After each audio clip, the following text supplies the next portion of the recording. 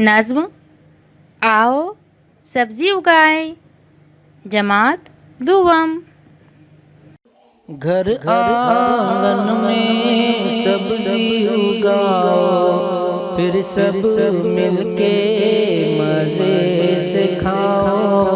पहले झटपट क्यारी खोदो, फिर ये सारी सब्जी बो दो।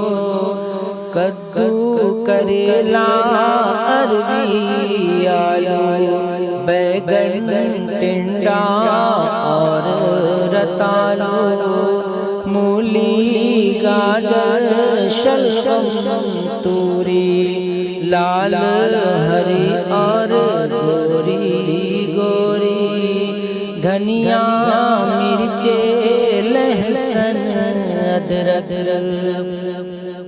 हरियाली है आँख की ठंडक, इधर भी क्यारी खोदो रीना, इसमें बो दो कुछ पुदीना। जाओ लोटा ला लो रानी, बीजों को देना है पानी। लौकी बोई, खीरा बोया, मेथी, पालक, भिंडी, सोया।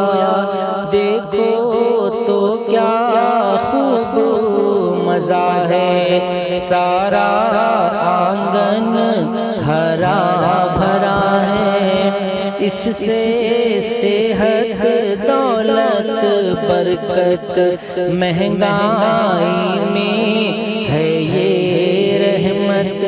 जब भी तुम ये सब्जी खाओ, अपने पड़ोसी को भी खिलाओ।